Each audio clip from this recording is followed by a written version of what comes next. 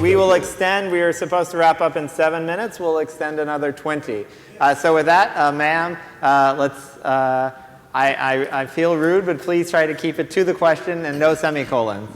Well, I have a colon and a couple of conjunctions.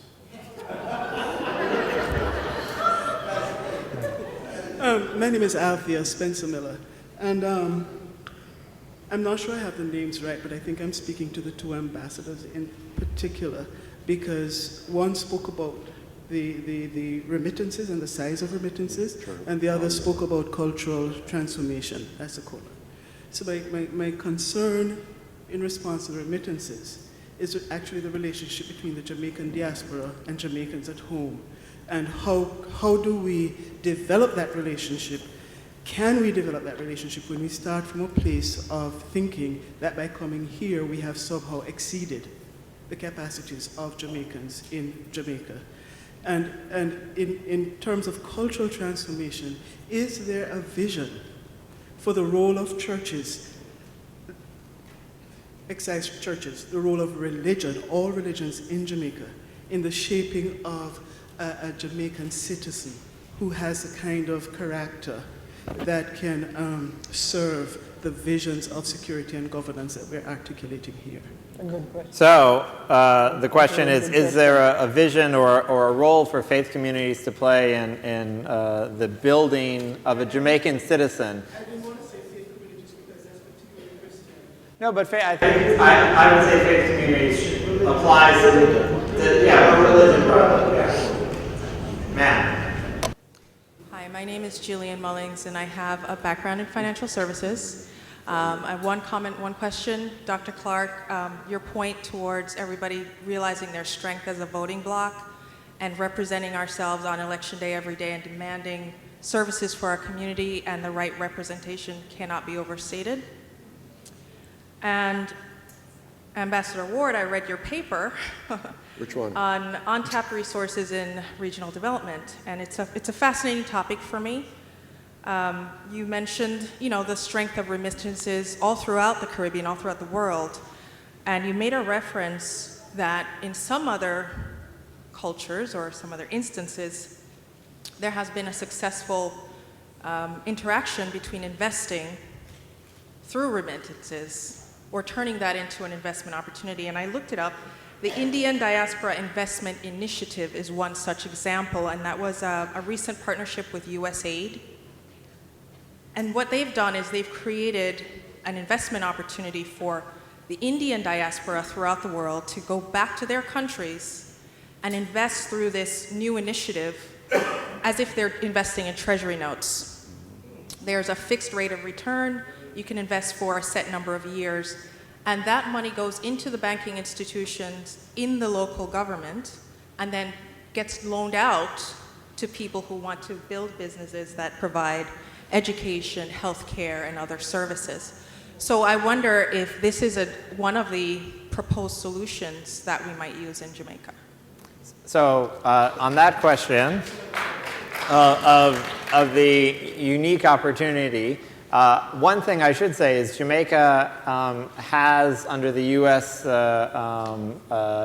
Model, it's considered to have graduated into the middle income ranks. And because of that, you have things like the Overseas Private Investment Corporation, which guarantees partial capital for U.S. companies doing business overseas. And through that, over $100 million last year, has been invested in the Jamaican energy sector that will bring the largest wind farm in Jamaica and the largest solar project in the entire Caribbean by two American companies, bringing American innovation and American capital to Jamaica to achieve a mutual gain of renewable and domestic and reliable energy to Jamaica. So I should say that Jamaica is already considered a country where massive projects can take place, and that you're seeing massive investment by the U.S. private sector. In the development sector, I think that's it's a potential idea, and I think that's something that would have to be proposed both by the Diaspora and by the government of Jamaica to the U.S. Government. So I will use point of order to answer that. But on the question of the vision for faith communities or for religion in general, building a Jamaican citizen that contributes to a safe and secure Jamaica, I throw it open to the entire panel. Oh, and it looks like Ms. Clark is ready to answer. I believe anything faith-based is important because it gives you stability and integrity. So whatever the religion is, once it teaches what is right and what is pure, it should strengthen you. So it also means that the society itself has to engage not only preaching on a Sunday or on a Saturday or on a Friday or on a Thursday evening, but it has to be so that it strengthens both the society, the children that we rear. I don't buy the lottery, and that's because when I was 4 or 5 years old, my father used to tell us that only covetous people gamble. And so I miss my millions because each time I want to go, when I see the big money and I want to go, something inside of me says, didn't your father tell you? So even the $1 billion Powerball? The Powerball, I look at it every time, and every time I want to go buy, something inside of me says, your father said, be satisfied with what you have. That's why I remain so poor. But I'm poor, but I think I'm strong as a poor person. You know, I have many friends, so if I'm hungry, I can ask for dinner. Just a So, quick, so Mr. Jarrett, Ambassador, and Dr. King, I think the proposal we heard about the T-bonds, is that something where private sector, former government, and the think tanks would be interested in drawing up a specific proposal to the government of Jamaica and the government of the United States? I'd just like to mention that in terms of investment in Jamaica, many Jamaicans send remittances, the $2 billion you hear of. But there's another flow of funds that goes into Jamaica, which goes into regular savings accounts or government of Jamaica issues. The problem is that there's no system in place to track or to report on those investments. And you know, for my own organization, I have a sense as to what those numbers are. And in my institution's case, we know that those funds then end up lending for mortgages or for small businesses or to finance projects. So you are actually doing it already, but there's no specific instrument. Now, some time ago, the government of Jamaica did give consideration to the idea of a diaspora bond, but it got stuck in that the government could not take on any more debt burden. The government was already overburdened with debt. And the objective was to reduce the government debt, and therefore the project would not work. The only way it could have worked is if the diaspora decided to invest at lower rates than obtained for Jamaican notes at the time. And there were not many Jamaicans who were prepared to give money or to invest money at suboptimal rates. But the idea is one that I know is still on the table, and I know they're still thinking about it. I just wanted to quickly touch on that faith-based question. And you're correct, the churches and the religious and faith-based communities do have a role to play in the shaping of the Jamaican citizen. And in fact, in Jamaica, we have more churches than rum bars. You do influence the community. And in fact, the church can both provide, or the faith-based institutions can provide a positive outcome or a negative outcome. If it preaches hate and intolerance, you get a different outcome, and so we have to be careful of that. But I just want to mention as well that faith-based institutions have also contributed not just on the pulpit, but most of the schools around Jamaica were originated by churches and are still governed by churches. And within that context, there is still the idea of passing on the values and the ethics that come from the faith that supports those schools. So you do have that. So as moderator, I've noticed that several people have been standing for almost 20 minutes. Yes. So what I'm going to ask is that if you can just ask your question. I want to get through everyone, or at least everyone except for the two gentlemen who just stood up. So the four ladies who are in the queue, to please ask your questions. Keep it short, and we'll do 4 questions this time. Okay. And then get to the young gentleman after that. My name is Sherry South, and I am a planner with the New York Metropolitan Transportation Council. I do transportation planning, regional planning for downstate New York, Mid-Hudson South, Long Island, New York City, and 5 boroughs. Back in the early 2000s, right, when they were talking about the millennial goals, where United Nations, they had a bunch of things. They had some vision that they wanted world with less poverty, hunger, disease, stuff like those, greater survival prospects for mothers and their infants. But Dr. Clark was speaking about the diaspora and what people could do here. And living here in New York, I see so many people in New York doing so much. Right now, social media is the way to go now, and a lot of people are getting their news through social media. I have a group on Facebook that I created called So I've now heard two semicolons. Okay, so let's tell it right now. Let's tell it. Where I try to highlight Jamaican individuals and businesses that are making a difference in their communities. And that's 3 semicolons. So the problem is that the problem they're having now is that many people want to send things home to Jamaica, and they want to make sure that the red tape is cut, less bureaucracy, so they can start sending things home to Jamaica. And we want to see what you would suggest, or what's your advice on that? So what can be done to cut the red tape for those who want to return goods and services to Jamaica? Great question. Next, thank you.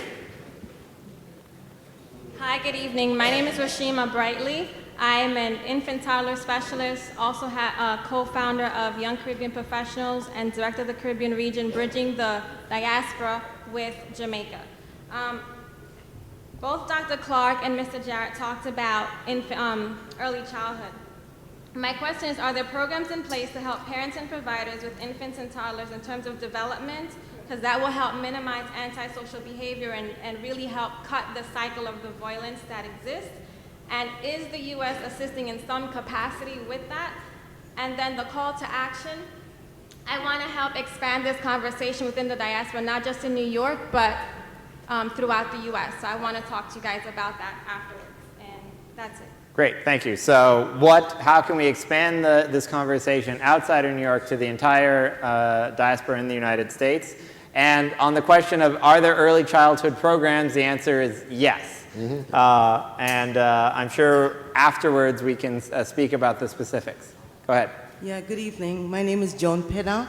I'm an attorney, the president of the Jamaican American Bar, and also the Jamaica Diaspora representative for the Northeast. My question relates to deportation. Mm-hmm. We have an epidemic. There is a chartered flight that leaves every month from Oakdale, Louisiana to Kingston, deporting Jamaicans, male and female, back to Kingston. What is being done when they arrive?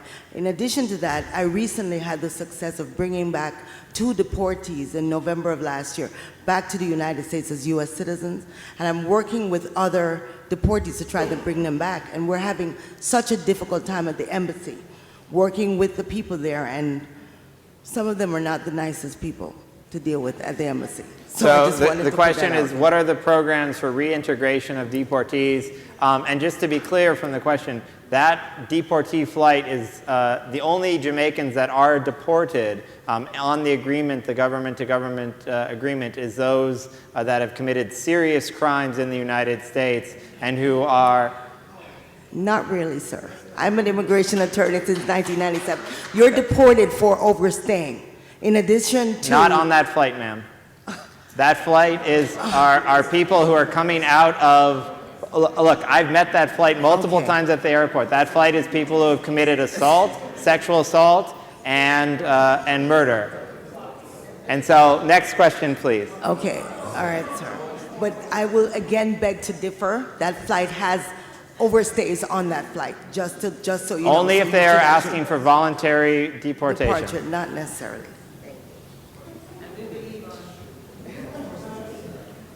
Good evening.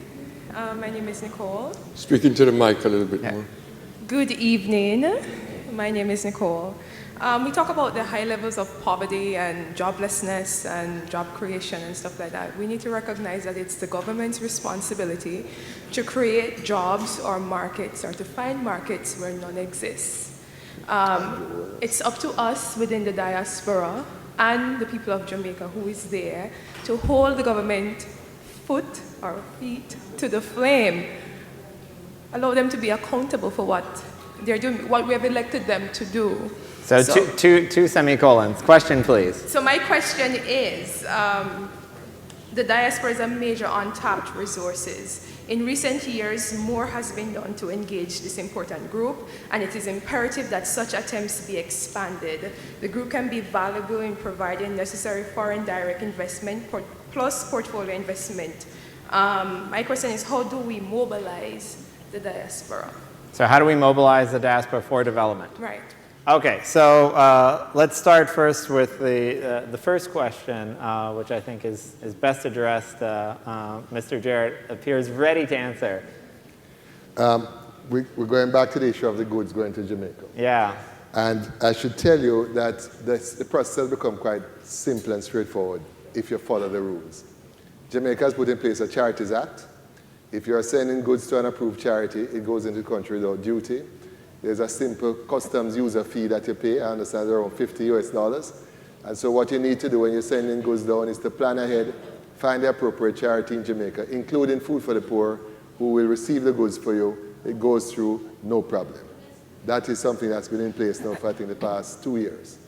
And then Dr. King, I know the question is, but what if I'm sending to my family? And I know you had a good statement about the question of taxation and intention of goods. Yeah, one of the reasons why the new initiative that is put in through the Charities Act that Earl refers to is a good way of dealing with it, because outside of that framework, it's very difficult and actually not a good idea to have your tax rate determined by the intention for which you use the good. It really leads to a lot of tax evasion. Taxes have to be based on the nature of the good itself, and not on how you intend to use the goods. Because once you have that kind of loophole, then all goods come in as the tax-free intention. And so it leads to a bad tax system. So the best way to solve the problem is what the Jamaican government has now implemented. And that's the way to go about it. So Ambassador, programs for the reintegration of deportees, would you like to speak to that? Well, at the onset, about 10 years ago, when the mass deportation started around about 1996 and thereafter, that was about 20 years ago. But as it developed, we were advocating at that point for resettlement funds from the U.S. government. And the U.S. government was reluctant in putting any serious money into resettlement funds. The UK did put some money in, and when you consider the number of deportees from the United States compared to the number of deportees from the UK, what the US was putting in paled in comparison to what the US and the UK was putting in. I'm not sure what the level of support is at the moment, but this has always been an issue that the diaspora had the bad feeling about the United States not helping with the reintegration, thus creating a situation or contributing to a situation where deportees turn to crime as their only means of survival. Now, we also know that lots of people have been deported who haven't committed any violent crimes. And that is primarily because the 1996 law made aggravated felony over simple shoplifting and other simple crimes, which were misdemeanors in state courts. But again, that is the law, and the deportation takes place. And the question of resettlement, the government of Jamaica doesn't have the funds to do it. I see the next thing being negotiated is to build a prison for those who are not yet out of prison. And one of the concerns that I have, when President Obama, with good intentions,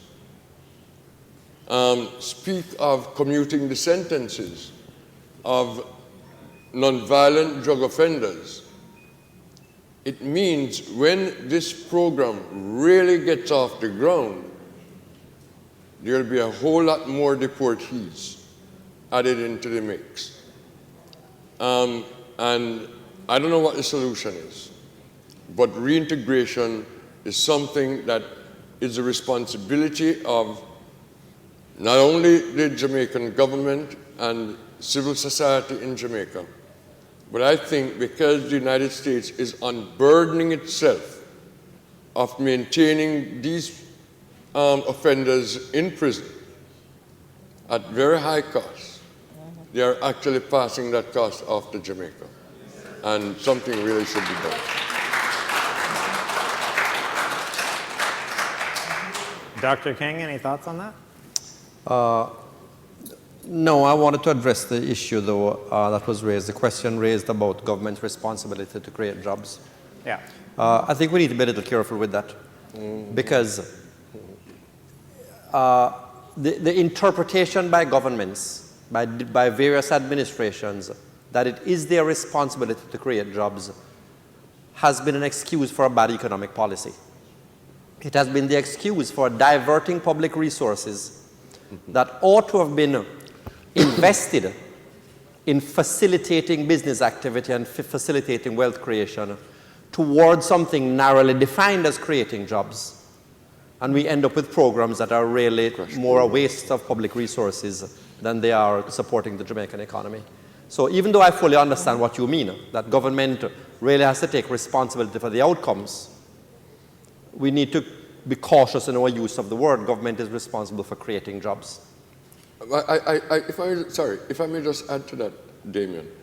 Government has a responsibility to create an environment precisely for job creation, not for creating jobs. And that responsibility includes removing bureaucratic red tape, removing graft from the society, or prosecuting graft at every level, so that business people can, in a seamless way, do business.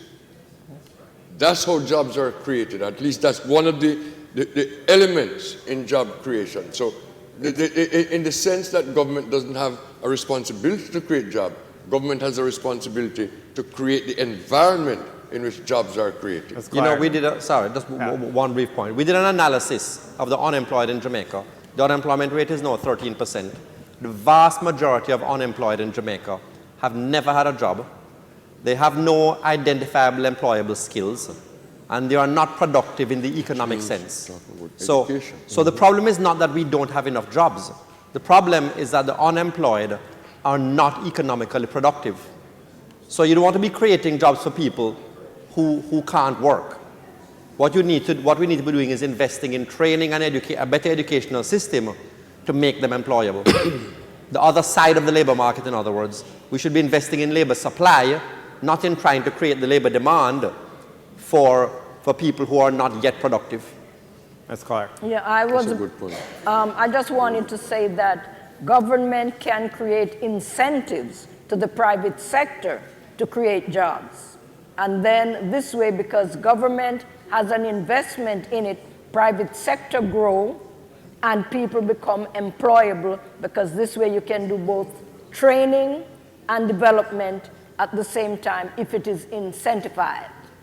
But it doesn't mean that the government has to pour in money into it, except to put incentives in it so that private sector can expand itself to hire more people. So we have exactly 8 minutes and 45 seconds. So if I can ask you to, the final 5 people, we're going to do you, and then we'll wrap up. We'll ask for any concluding comments. Please, question only, no comment, no thesis. Just the question, please. All right, I'll do my intro then. Quick question. My name is Carl Frederic. I'm the youth chair for the Duncan Tree Foundation. Some of you may know the founder, Ms. Wita Duncan. We provide surgery for those underserved communities in Jamaica that are suffering from scoliosis. And we're also branching out a bit, and we're trying to get together, we will get together, our Youth Empowerment Summit in 2017 in Montego Bay. And it's really around this concept of youth empowerment. And I also work here in New York as a digital strategist. So my question was, is there a roadmap in place to invest in technology and sort of make Jamaica an incubator where they could begin startups, microfinancing, because that's a great vehicle for them, the youth particularly, to get involved and sustain their own economy and take control of their own destiny. It's 2016, we're way beyond the digital age, and the Caribbean's behind the ball, so if there's anything particular being done to leverage digital education amongst the youth in particular. Great. So is there a roadmap for investment in youth and technology for entrepreneurship? Thank you. And also, if anyone's interested in learning more about our Youth Empowerment Summit, I'm happy to talk with anyone afterwards.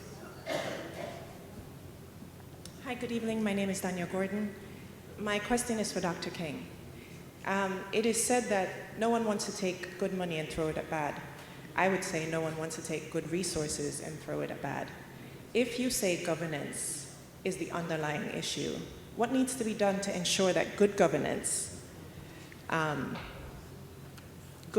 happens, or the removal of bad governance? Thank you. So what needs to be done to ensure or to incentivize good governance? Or the removal of bad governance? No. Good evening. My name is Karan Watson. I'm the director of a community school in Brooklyn. Mr. Jarrett spoke earlier about the lack of employment opportunities for many educated and highly qualified Jamaicans who opt to migrate, oftentimes leaving their young children behind as quote-unquote barrel children. As an educator myself, there's a concerning trend that once these children join their families here in the United States, they lack the basic competency skills. And with England and other countries now recruiting our best educators in Jamaica, what can be done so that our best Jamaican educators can continue to educate our children so that we remain competitive? So the question is, what can be done to retain the best educators in Jamaica? Absolutely. Thank you. Hello, my name is Melissa Rollins. I'm a writer-reporter for Rearitat magazine.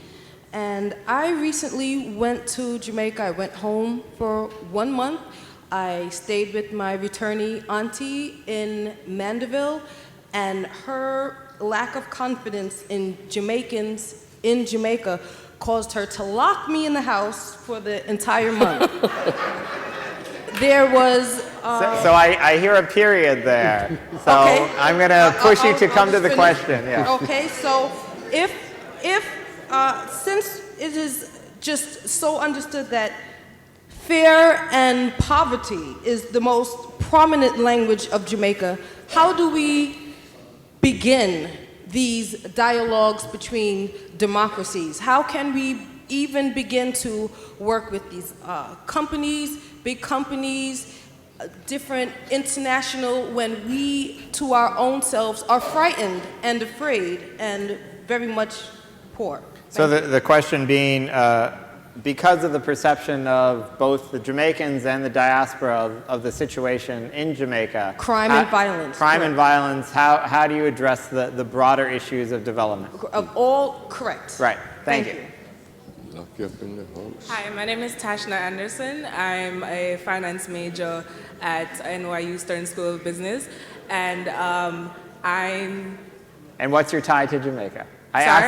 What's your tie? I was born and raised in Jamaica, came here in 2010. And how'd you end up at NYU? Because I got it, that too, good grades. I'm a permanent resident, so I got into programs, scholarships, stuff like that. Anyway. Congratulations. Thank you. My question is, there's a lot of talent in Jamaica and there's a lot of creativity.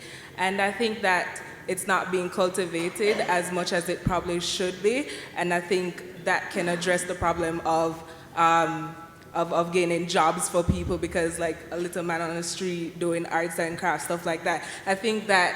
So how to cultivate the creative industry for the development of the country? Correct, not just creative, but all these different aspects of the Caribbean, of Jamaica, that can be cultivated to promote employment in Jamaica. So how to cultivate the cultural side for employment and development? Correct. Excellent. Okay, so let's start with the how do we incentivize or ensure good governance and remove the bad governance?